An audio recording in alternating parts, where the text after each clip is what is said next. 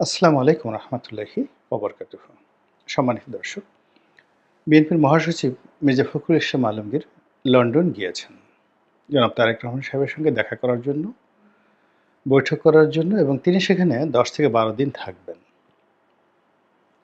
এবং দলীয় বিভিন্ন বিষয়াদি নিয়ে, রাজনীতি নিয়ে তিনি তার যে সুপ্রিম কমান্ডার বা সুপ্রিম নেতা, সর্বোচ্চ নেতা, তার মতামত পরামর্শ নিয়ে পরবর্তীতে তিনি বাংলাদেশে আসবেন, এইরকম খবর প্রায় সকল জাতীয় দৈনিক, তারপরে টেলিভিশনগুলো খুব গুরুত্ব সহকারে প্রচার করছে।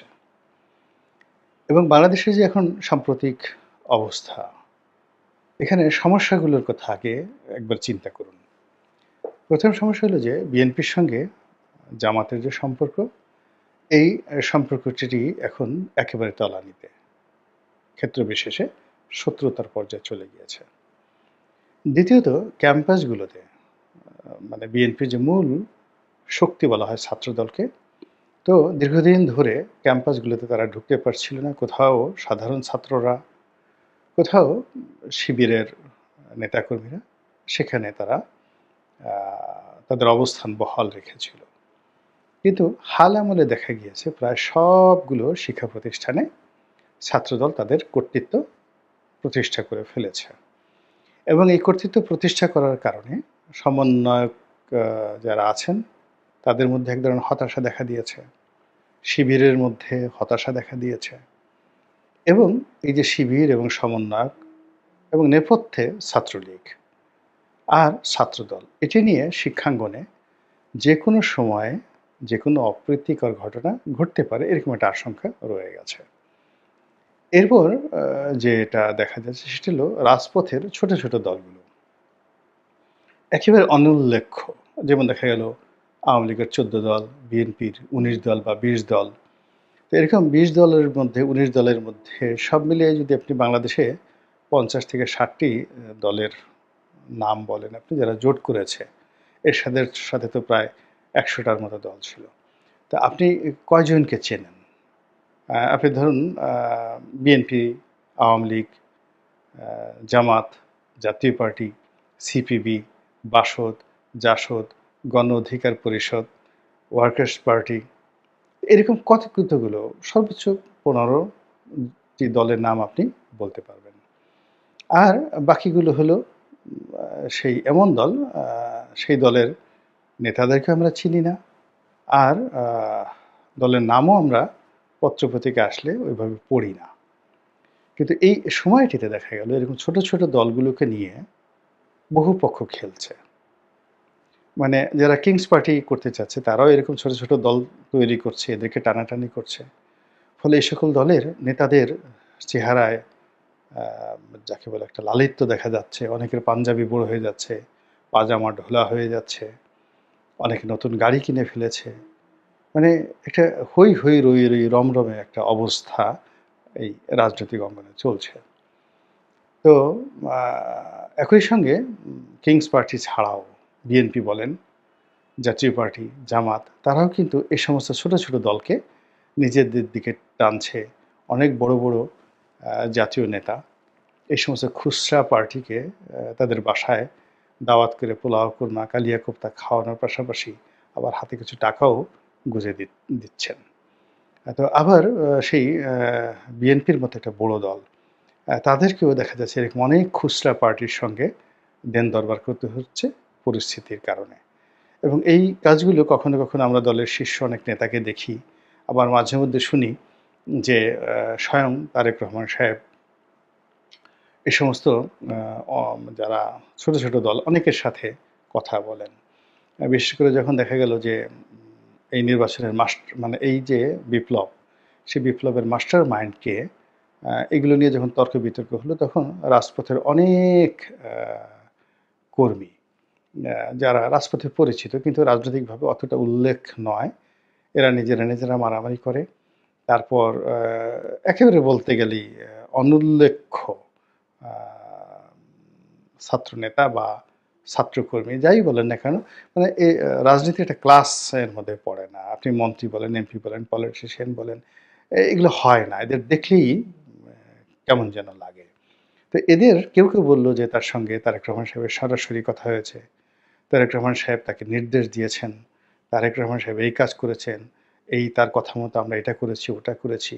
তো এই জিনিসগুলো না বিএনপির মতো একটা বড় দলকে না অনেক ছোট করে ফেলে, অনেক ছোট করে ফেলে। এবং বিএনপির যে মূল যে শক্তি, ছাত্রদল, যুবদল বা বিএনপির অনেক ওয়ার্ড পর্যায়ের নেতা আছে।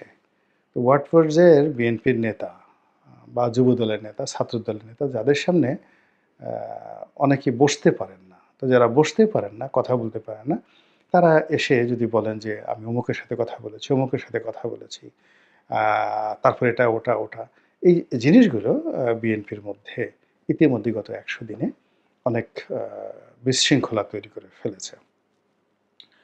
এরপরে আরেকটি সমস্যা, সেটি হলো বিএনপির একজন নেতা সালাউদ্দিন আহমেদ, শিক্ষিত, মার্জিত, বেশ জনপ্রিয় তার এলাকাতে, এবং তিনি বিখ্যাত হয়েছেন এই কারণে যে তাকে শেখ হাসিনার জমানাতে তাকে গুম করার চেষ্টা করা হচ্ছিল এবং তাকে পুশ আউট করা হয়েছে, অর্থাৎ বাংলাদেশ থেকে জোরপূর্বক তাকে ভারতের মানে শিলংয়ে পাঠিয়ে দেওয়া হয়েছে, এবং তিনি দীর্ঘদিন ভারতে নির্বাসিত ছিলেন এবং সেখান থেকে বাংলাদেশে এসেছেন। তো তিনি জনাব তারেক রহমান সাহেবের খুবই প্রিয়, এবং তিনি এই দলটির মহাসচিব হচ্ছেন বা তিনি ডিফ্যাক্টো মহাসচিব, এরকম একটি কথাবার্তা বিএনপির মধ্যে দীর্ঘদিন ধরে আলোচনা হচ্ছে।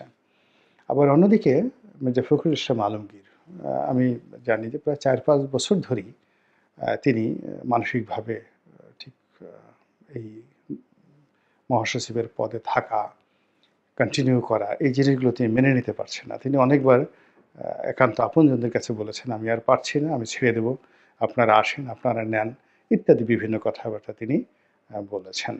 আর তার শরীরও অত ভালো না। আর ইদানিংকালে যেটি হচ্ছে, তার যে কিছু ভদ্রসিত কথাবার্তা, তিনি সবসময় ভদ্র কথাবার্তা বলে আসছেন। তিনি ইচ্ছে করলেই অনেকের মতো গালাগাল দিতে পারেন না, রুক্ষ হতে পারেন না, রূঢ় হতে পারেন না। আর বয়সের কারণে দেখা যাচ্ছে যে নেতাকর্মীদের সাথে মাঝে মধ্যে রাগ হন। এই কিছু কিছু ভিডিও ফুটেজ আওয়ামী লীগের লোকজন ভাইরাল করে ফেলেছে, কিন্তু in general he is a gentleman. তারপরে তার যে পোলাইটনেস, তার যে পারিবারিক ট্র্যাডিশন, যেমন দেখা গেল যে তিনি নিজে মন্ত্রী ছিলেন, এমপি ছিলেন, তার বাবা এমপি ছিলেন, তিনি পৌরসভার মেয়র ছিলেন, তার বাবাও ছিলেন, তার বোন ভগ্নিপতিরা সবাই শিক্ষিত। তার বোনের হাজব্যান্ড জেনারেল মাহবুবুর রহমান, যিনি সেনাবাহিনীর প্রধান ছিলেন, বিএনপির নেতা ছিলেন, এমপি ছিলেন। তো একটা ঐতিহ্যবাহী পরিবার। তো সেই পরিবার তো বেসিক্যালি অন্য যারা রাস্তার লোকজন আছেন তাদের মতো অশ্লীল শব্দ তারা ব্যবহার করতে পারবে না, গালাগাল দিতে পারবে না। কিন্তু এখন আমাদের দেশের যে অবস্থা হয়ে গেছে যে আপনাকে যদি নেতা হতে হয় তাহলে আপনাকে সেফায়েতুল্লাহ সেফুদার মতো গালাগাল করতে হবে। আপনাকে যদি আকর্ষণ তৈরি করতে হয় তাহলে আপনাকে পিনাকির মতো আঙ্গুল উঁচিয়ে বিভিন্ন জায়গাতে সেই আঙ্গুল ঢুকিয়ে দেওয়ার জন্য আঙ্গুল একবার সোজা করতে হবে, বাঁকা করতে হবে, খোঁচা দিতে হবে। এরকম অনেক আশা করে যে মির্জা ফখরুল সাহেবও আওয়ামী লীগকে ওইভাবে গালাগালি করবেন, শেখ হাসিনাকে নিয়ে ওইভাবে কথাবার্তা বলবেন, বঙ্গবন্ধুকে নিয়ে ওইভাবে কথাবার্তা বলবেন, যেটা তিনি বলতে পারছেন না। অথবা তিনি প্রথম আলোর বিরুদ্ধে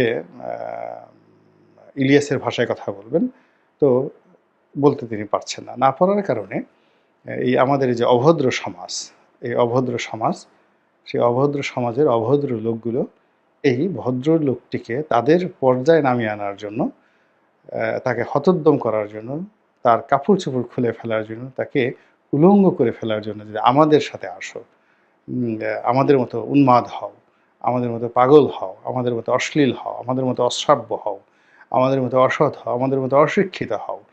তো এই আহ্বানে তাকে বাধ্য করার জন্য দিদারসে তার যেটাকে বলা হয় ক্যারেক্টার অ্যাসাসিনেশন, যত রকম দুর্নাম আছে, বদনাম আছে, এই ভারতের দালাল, আওয়ামী লীগের দালাল, ডিজিএফআইয়ের দালাল, তারপরে শেষে এই লোকটি বিএনপির এই ক্ষতি করবে, ওই ক্ষতি করবে, ইত্যাদি ইত্যাদি বলে একেবারে তাকে হতোদ্যম করে, তিনি এমনি হতোদ্যম ছিলেন, আবার হতোদ্যম করে দেওয়া হয়েছে। এর মধ্যে অনেকে বলার চেষ্টা করছেন যে এই একটা সুসময় যাচ্ছে, বিএনপির একটা সম্মেলন হবে, এবং সেই সম্মেলনের মাধ্যমে একজন নতুন মহাসচিব আসবে অথবা মির্জা ফখরুল সাহেব সেখানে নতুন করে দায়িত্বপ্রাপ্ত হবেন সম্মেলনের মাধ্যমে, তার যে পদপদবিটা রেগুলারাইজ হবে। তো এরকম অসংখ্য অন্ততপক্ষে মোর দ্যান হান্ড্রেডস ইস্যু রয়েছে দলীয়, অভ্যন্তরীণ এবং আন্তর্জাতিক, যে বিষয়গুলো নিয়ে জনাব তারেক রহমান সাহেবের সঙ্গে তার বৈঠক হওয়ার কথা রয়েছে এবং এজন্য তিনি লন্ডনে গিয়েছেন। এবং তার এই লন্ডন যে গমন, এটি কেবল বিএনপির জন্য নয়, অন্যান্য যে রাজনৈতিক দল তাদের জন্য কিন্তু এটি একটা যাকে বলা হয় যুগ সন্ধিক্ষণ। অর্থাৎ তিনি সেখান থেকে কিভাবে নির্দেশিত হয়ে আসেন, সেখান থেকে তিনি কিভাবে পুরস্কৃত হয়ে আসেন এবং সেখান থেকে তিনি কিভাবে তিরস্কৃত হয়ে আসেন, এই জিনিসগুলোর উপরে আগামীর রাজনীতি নির্ভর করবে। তবে এখানে যেটি দেখলাম সেটা হলো মির্জা ফখরুল সাহেব বা জনাব তারেক রহমান সাহেব, তিনি তারা উভয়ই যে সাম্প্রতিক যে সমস্যাগুলো চলছে দেশের ভিতরে এবং দেশের বাইরে, বিশেষ করে আওয়ামী লীগকে রাজনীতিতে আবার ফেরানোর জন্য ভারতীয়রা যে চেষ্টা করে যাচ্ছে এবং আওয়ামী লীগের যে সকল দোসররা এখনও ঢাকা শহরে পালিয়ে আছে, বিভিন্ন এলাকা থেকে ঢাকাতে এসেছে, আবার অনেকে ঢাকা থেকে নিজের এলাকায় গিয়ে কেউ মিছিল করেছে এবং আমি শুনলাম যে পটুয়াখালীর মতো জায়গাতেও সেখানে আওয়ামী লীগ মিছিল করার সুযোগ পেয়েছে। এটি নিয়ে খুব তোলপাড় হচ্ছে। তারপরে প্রায় তারা ঝটিকা মিছিল করে। এরপরে বিভিন্নভাবে মানে যেখানেই কোনো রকম অনাসৃষ্টি হচ্ছে সেখানে আমরা আওয়ামী লীগকে দেখতে পাচ্ছি বা আওয়ামী লীগকে আমরা সেখানে টেনে আনছি।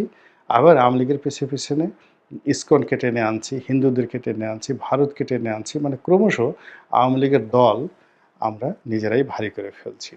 তো এরকম একটি অবস্থাতে মির্জা ফখরুল সাহেব যে গেলেন ইংল্যান্ডে এবং তিনি যে যখন ফিরে আসবেন, ফিরে আসার পরে এই 10 দিনে বাংলাদেশের রাজনীতি যে কোন পর্যায়ে পৌঁছে যায় এটা আমরা এখনো বলতে পারি না। এর কারণ হলো প্রতি ঘন্টায় ঘন্টায় নতুন নতুন ঘটনা ঘটছে। প্রায় প্রতিদিনই অদ্ভুত সব ঘটনা ঘটছে। প্রতিদিন আমাদের সকল সম্ভাবনাগুলো নষ্ট হয়ে যাচ্ছে। আপনি দেখুন গত ১ মাসে গত ১ মাসে কিংবা ধরুন গত ১০০ দিনে কার্যত আমাদের কারোরই কিন্তু লাভ হয়নি। আওয়ামী লীগের লাভ হয়নি, বিএনপির লাভ হয়নি, জামাতেরও লাভ হয়নি, ডক্টর মোহাম্মদ ইউনূসের লাভ হয়নি, সমন্বয়ক যারা আছে কারও লাভ হয়নি। বরং প্রতিটি মানুষ যার যার অবস্থান থেকে এমন একটা হুমকির মধ্যে পড়েছেন। আপনি দেখবেন যে শেখ হাসিনা কিন্তু পতনের আগে মাসখানেক আগের থেকে কথায় কথায় কাঁদতেন, অকারণে তার মধ্যে কান্না পেত, তিনি মুখ ভার করে থাকতেন এবং তিনি এলোমেলো কথাবার্তা বলতেন, খুবই এলোমেলো কথাবার্তা বলতেন। এই আমি পালাবো না, পালাবো কেন? ওয়াহিদুল কাদের বলতেন আমি মির্জা ফখরুল সাহেবের বাসায় গিয়ে পালিয়ে থাকবো, কি ফখরুল সাহেব আমাকে জায়গা দেবেন না? তো এই যে কথাগুলো দেখেন কিভাবে প্রকৃতি ঘটিয়ে ফেলে। তো আপনি এখন দেখবেন যে যারা এখন শাসন কার্য পরিচালনা করছেন তাদের অনেকেই এখন কাঁদছেন। কোনো একটা অনুষ্ঠানে গিয়ে সেটা মৃতের জানাজা হোক বা অন্য কাজ হোক, অনেক সময় কিন্তু তারা কাঁদেন না, কিন্তু তারা এখন ভেউ ভেউ করে কাঁদছেন। এই কান্না কিন্তু ভয় থেকে আসছে, প্রচণ্ড ভয় থেকে তাদের কান্না আসছে। এরপরে তাদের কথাবার্তার মধ্যে কোনো চৌম্বক শক্তি নেই, এলোমেলো কথাবার্তা। সকাল একটা বলছেন, বিকাল একটা বলছেন এবং কোনোটারই ধারাবাহিকতা বা কনসিস্টেন্সি নেই। এই বলছেন এটা করব, সংস্কার করব, এই বলছেন যে না আজকে ইলেকশন দিয়ে দেবো তারা যদি চায়, এই বলছেন আমার কথা মতো সব কিছু হবে, উপদেষ্টার কথা মতো কোনো কিছু হবে না, আবার এই বলছেন যে রাজনৈতিক দলগুলো স্টেক হোল্ডার তারা যা বলবে তাই হবে, আমরা কে, আমরা আসছি, আমরা চলে যাব। এই যে এলোমেলো কথাগুলো যে হচ্ছে, এর ফলে কি হচ্ছে যে প্রতিদিনই কিন্তু আমাদের দেশে পরিবেশ পরিস্থিতি জটিল থেকে জটিলতর হচ্ছে। তো তিনি 10 দিনের জন্য গেছেন, 10 দিন অনেক লম্বা সময়। আমাদের দেশে আপনি দেখেন শেখ হাসিনা 10 মিনিট সময় পাননি পালিয়ে যাওয়ার জন্য। তো যেটা বলছিলাম যে এই সময়ের মধ্যে 10 দিনে বাংলাদেশের অনেক কিছু ঘটতে পারে। আমি এর আগেও একটা মানে আমার যে ভিডিওগুলোতে আমি কয়েকবার বলেছি যে অপরচুনিটি একটা নির্দিষ্ট সময়ের জন্য আসে এবং একটি নির্দিষ্ট সময় পর্যন্ত এটি বহাল থাকে। একটি স্টেশনে যেমন একটা ট্রেন আসে একটা নির্দিষ্ট সময়ের জন্য, আপনি যদি ট্রেন মিস করেন তাহলে পরবর্তী ট্রেনের জন্য আপনাকে অপেক্ষা করতে হবে। তো মহান আল্লাহ রাব্বুল আলামিন আমাদেরকে যে সুযোগটি দিয়েছিলেন আগস্ট মাসের ৫ তারিখে, যে নেয়ামতটি দিয়েছিলেন, যে বিপ্লব করার তাগদ দিয়েছিলেন, শক্তি দিয়েছিলেন, আমরা সেই নেয়ামতের কদর করতে পারিনি, সম্মান করতে পারিনি, মর্যাদা দিতে পারিনি। আমরা এই আওয়ামী লীগের আবর্জনা, আবর্জনা বলতে মল, মূত্র, পায়খানা, রক্ত আবর্জনা। সেগুলো কি? তাদের ঘুষ, দুর্নীতি, পদ, পদবি, দলবাজি যা কিছু তারা করেছিল, এগুলো তো আওয়ামী লীগের আবর্জনা। তো সেই আবর্জনাগুলো মাথায় নেওয়ার জন্য, গায়ে মাখার জন্য, সেই আবর্জনাগুলো খাওয়ার জন্য, সে আবর্জনার মধ্যে বসার জন্য আমরা দৌড়াদৌড়ি করেছি এবং আমরা প্রতিযোগিতা করেছি। প্রতিযোগিতা করার পর আমরা এখনো পর্যন্ত কি দেখেছি বলতে পারি না। তবে সাধারণ মানুষ যেটি দেখেছে যে আগে যারা ছিল তারা ১৫ বছরে যে কুকর্মগুলো করেছে, এই ১৫ দিনের মধ্যে অনেকগুলো লোক তাদের চেয়ে বেশি কুকর্ম করে ফেলল।